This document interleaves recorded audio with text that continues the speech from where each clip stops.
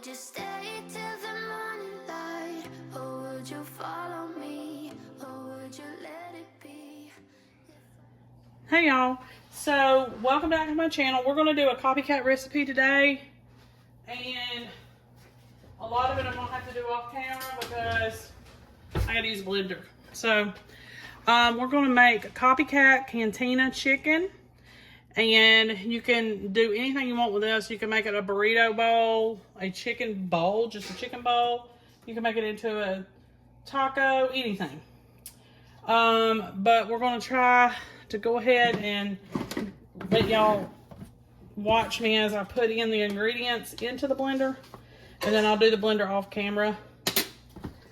That way you won't have to be subjected to that. Okay, so in a blender we're going to put some hot sauce. Recipe calls for 1/4 cup, but I'm not going to do 1/4 cup because I don't want to get it too hot. I'm going to do about half of that. And then you're going to need some pico de gallo.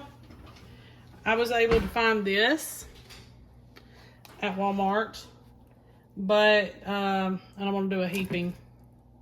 Half a cup. My son said that you can find it at Publix as well. It's probably even better, actually. You're going to need some mayo. It's supposed to be a half a cup.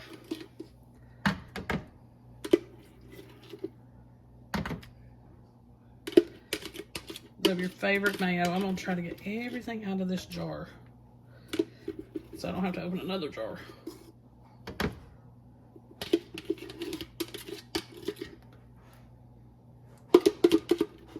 Okay.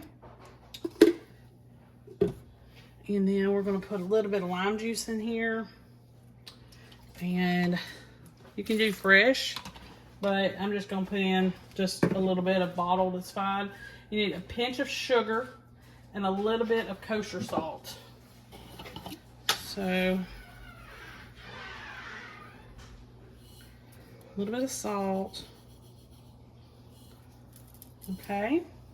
I'll grab my sugar real quick. Keep it in the fridge or the freezer. We just need a pinch. And if it feels like it's too hot or too bitter or, you know, whatever, you can either do a little bit of salt, a little bit of sugar, you know, whatever. All right, so what we're going to do is we're going to go ahead and blend this.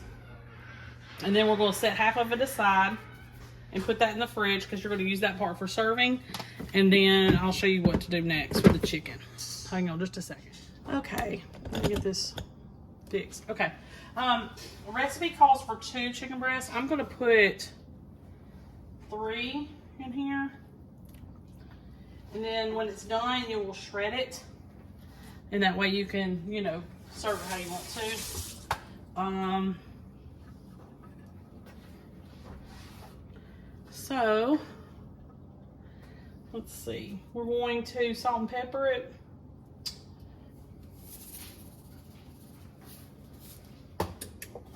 And I've already got my oven preheated at 325. And then we're going to pour half of this sauce over the top.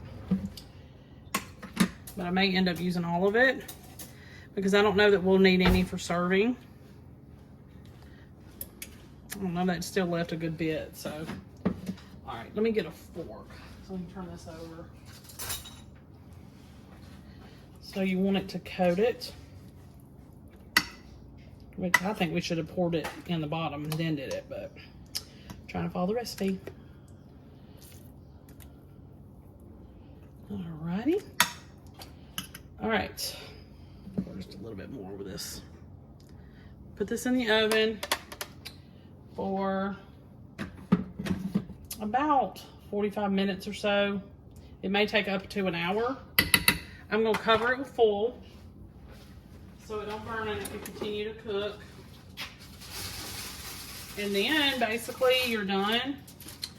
I'm going to take it out, shred it, and I'll show you that process when we're finished. I'll probably go ahead and shred it when it comes out and then come back to you. All right, I'll see you in an hour. Okay, y'all, so got the chicken done. I ended up having to chop it instead of shred it. But I happen sometimes, so it's fine. Right now I'm getting set up to assemble. That way I can show y'all what it looks like.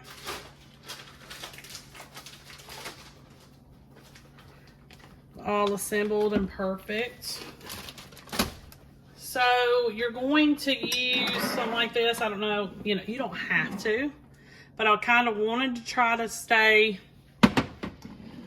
you know, close to the recipe as I could because, you know, I never do that. Rarely do I do it.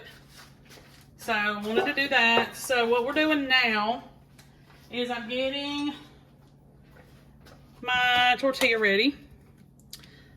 Here's the chicken. Get my tortilla ready for assembly. And I always tell y'all, put the sour cream on first. And if you want to use corn tortillas, you do whatever you want. And then put your cheese on next. And you can get bigger tortillas if you want. All right, we're gonna put our chicken. And I'm just gonna make this lie flat. I'm not gonna worry about, you know, if the person eating it wants to fold it, they can do that, but I'm just gonna lay it flat. And now, the recipe did call for purple cabbage. I didn't want to buy that because I was like, great, then I'm gonna be stuck with a huge purple cabbage that I'm not gonna even use. So instead, we're gonna do a little bit of red onion, a little bit of lettuce. You don't need it if you don't want it. But I wanted some crunch in there. Not a lot. I've never had one of these at Taco Bell because I believe this is a Taco Bell copycat. So there's that. Then I got some pico de gallo from Walmart. Probably not ever again because I feel like it's not as fresh as I would like. So next time, I think I'll just make my own. Or at the very least, just go to Publix because theirs is probably fresher. Sorry, Walmart. And then a little touch of this. Never tried it before, so see how that goes. But we got everything on there. Perfect little chicken taco. That's what we're doing with it. But you can make these into like taco bowls or anything like that. That would probably be even better. And then if that wasn't really something you want to do, you can also serve it on tortilla chips and do like a little chicken taco salad. That would be good too. I tasted the chicken. You know, it didn't really give much flavor for all the work that I had to do to blend all that together and everything. So I'm not sure that I would ever make it again. It was a lot easier and better if I just did this with regular taco seasoning. But again, we're just trying something new and it's a copycat recipe. So, you know, there's that. Cantina chicken from, I believe, Taco Bell. But you can make it at home. And you can also take your tortillas and cook them up in a little bit of hot oil just for a few minutes and kind of crisp them up a little bit too. Okay, make sure you like and subscribe. I'll see you next time. Hey y'all, welcome back to my channel. Today, we're gonna make a Big Mac Tater Tot Casserole. And I may have done this one before, but I don't think I did this version. So always, if you're like, well, this is a repeat recipe, it may not be the exact recipe. You need to always kind of look and check. So I've already cooked my ground beef and I've already drained it. So I put it in a bowl because I'm going to try to do this as quickly as possible. You need to preheat your oven to 400 degrees. And we're going to go ahead and stir in a lot of our things that make it Big Mac. You're going to need a half a cup of Thousand Island dressing. You're going to need a quarter of a cup of mayo.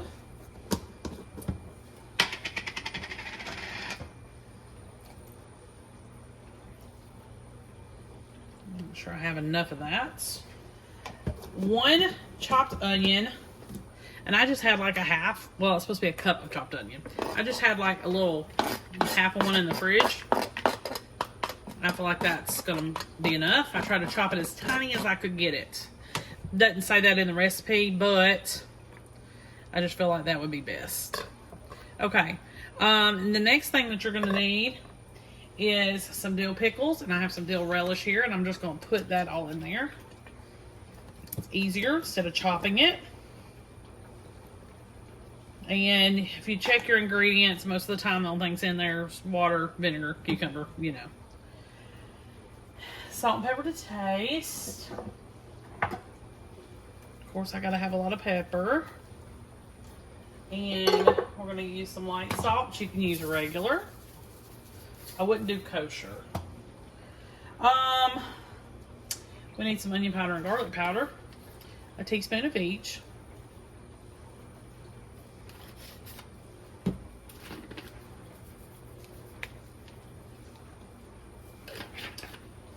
And I'm going to straw this up.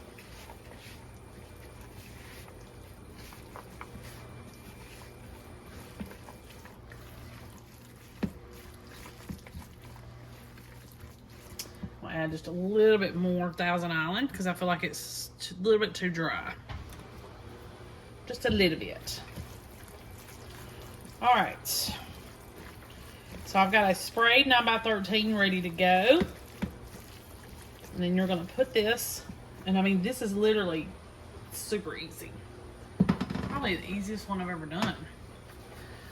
Okay, can you see that?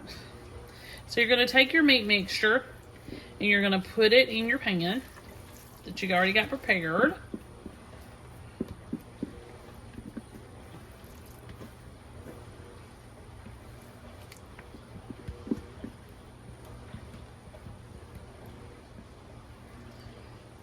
Set that aside.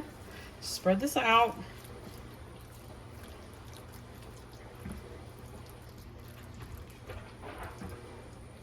Sorry if you hear my dishwasher in the background. All right. The next step is 8 slices of American cheese.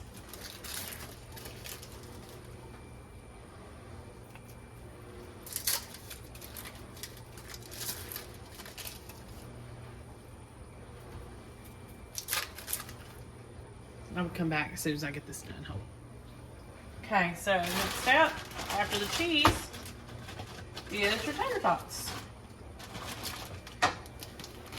These are straight from the freezer. They're not thawed. Now, some recipes will tell you to thaw them first, but these aren't. Just letting you know.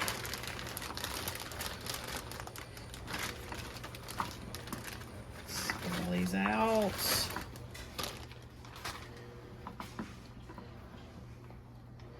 Okay, so you're going to arrange these and make sure that they're kind of pretty much straightened up a little bit.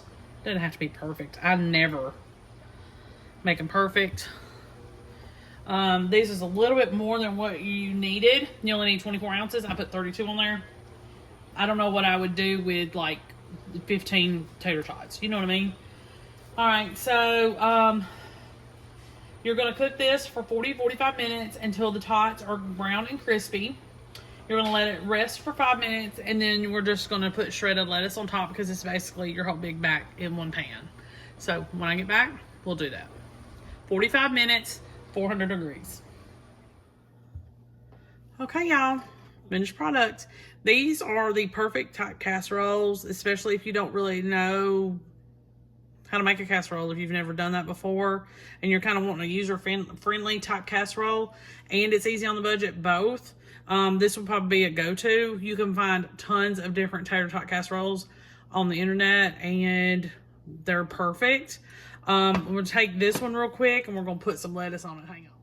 So I've been getting this shredded lettuce from Walmart because it's just easier.